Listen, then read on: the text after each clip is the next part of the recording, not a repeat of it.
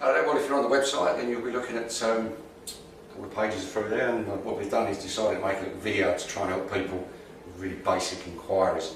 And we're just going to look at the fascia panel itself on the Turbomax boiler. It's pretty much straightforward through all out the whole range. The Ecomax obviously has more of a liquid crystal display, but this is probably the most common boiler, certainly installed between 2000 and 2005, and probably the most calls we get are about this type of boiler. So we're going to have a look at this and make a few, hopefully make a bit of myth busting, if you like. If we look at the basic control panel here, it's very straightforward.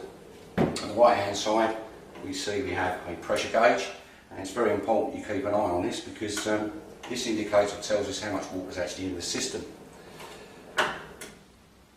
We have two thermostats, here and here. At the bottom left, this is the central heating thermostat. This controls the temperature of the water going out to your radiators. And the thermostat above that, which is this one here, with the little tap sign, that indicates that that is your hot water temperature. We also have a control panel here with 4 buttons and a digital display. Below that we have 3 neons, green, amber and red, and we're just going to chat about those in a minute. Going back to our pressure gauge, this actually tells us how much water is in the heating system and in the boiler itself. If this drops down to 0, it's going to cause you a lot of problems. So it's always a good idea to keep manufacturers' instructions handy so that we can have a look through and see how we actually charge the system up. Hopefully if we get time we're going to make a very short, very quick video just on how to do that to try and save you some time. And it can be a bit tricky. So that's your pressure gauge. We're hoping to see that black needle there somewhere in the region of that green bar on the right hand side. Preferably, we don't really want to see it above 1 bar, 1.2 bar. You're just putting the system under excess pressure and it isn't really required. If you find your needles going up towards the 3, that indicates maybe you've either overpressured the system or you could have a problem with the expansion vessel which is installed behind the back of the boiler as a part of the boiler. And if it's continuously running up that high, especially when central heating's on, that would indicate that there's something wrong with the vessel or it needs repressuring. Now that's not a major problem or a major issue at the moment, but later on that could prove quite expensive and could cause you a lot of grief.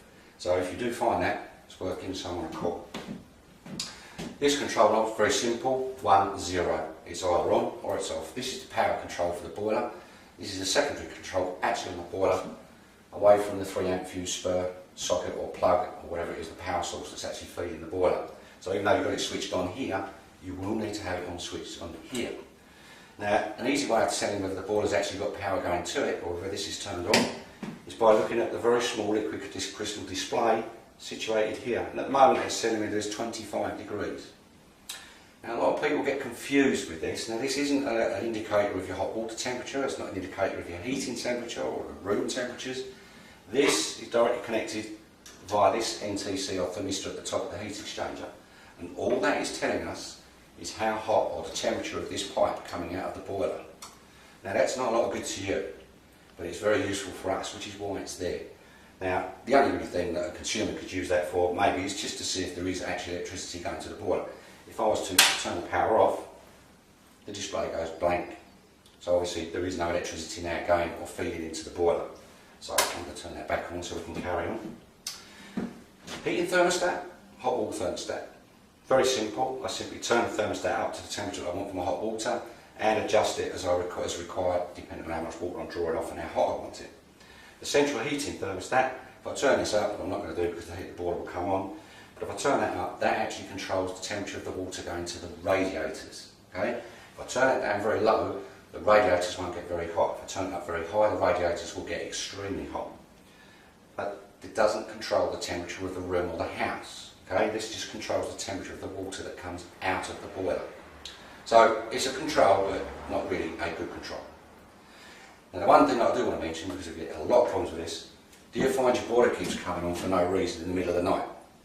If you do, you'll find that's because it's got a warm start on, or what they would call a warm start, but what most of us would call a preheat. Probably the easiest way of describing it. And the Germans fit their boilers outdoors, which means when they run the hot water from one of this type of boiler, it takes an awful long time for the hot water to get from the boiler to your tap. So what they do is they build in what's called a preheat. That means the boiler is continuously monitoring the temperature of the internal sections, and it will fire up to maintain a continuous temperature so that when you run the tap, it doesn't take quite so long for the water to get to your tap at a decent temperature. Which is all well and good if your boiler's miles away, but if it's indoors in a house in the UK, it really hasn't got to travel that far. And what happens is you're running gas and running the boiler all hours of the day and all hours of the night, pretty much for no reason whatsoever. Now it's very easy to tell whether the warm start's on. If I look at the three neons, green neon, that just tells me, well, at the moment there's nothing happening at all. But if I also run the hot water tap, green neon starts to flash and the boiler fires up hot water demand. Now when that neon flashes, that's just basically telling the boiler and telling us that there is a demand for hot water. If this is on and constantly, if I turn this thermostat all the way up so I get a go,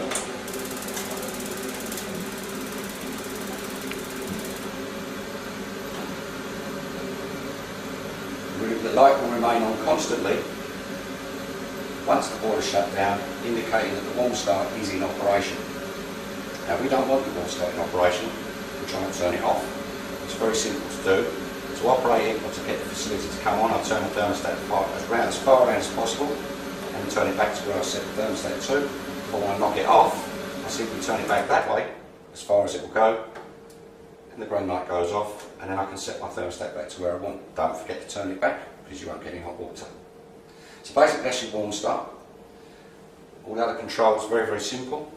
If there's a problem with the boiler, the display will come up with an F code, and that will be readable out of the manufacturer's instructions, and it will come up with F22, F28, some other code telling you or giving you an idea of where the problem is. The amber light, when that comes on, is just simply indicating that there's gas burning. It tells you that the burner is actually alight and the boiler is functioning and running. If you get an F code, you will get the red neon. And if you get the red neon, it's telling you there's something or a serious fault somewhere on the boiler. Now this may be a temporary glitch. So if you do get a temporary glitch, you simply push in the top left hand button, wait a few seconds and release. The boiler will go into self-diagnostic mode for a few seconds, which is what it's doing now, and then it will reset itself. Obviously if you can't reset it or it continually goes to F or lockout or the red neon comes on, you've got a serious problem. So get someone in who knows what they're doing, and preferably someone who's been Vagrant trained, because they can be a bit tricky. Well, I hope that's been some use. Don't worry, if you get any problems you can always drop me an email. I'll always get back to you sometime or other, and if you really need some, or if you're desperate for some help, by all means give us a call, and either myself or Joe or Mike will come out to see you and hopefully get you fixed up as soon as possible. Well, I hope that's been useful. Me and my mate Chris are going to have a cup of tea. See you later on.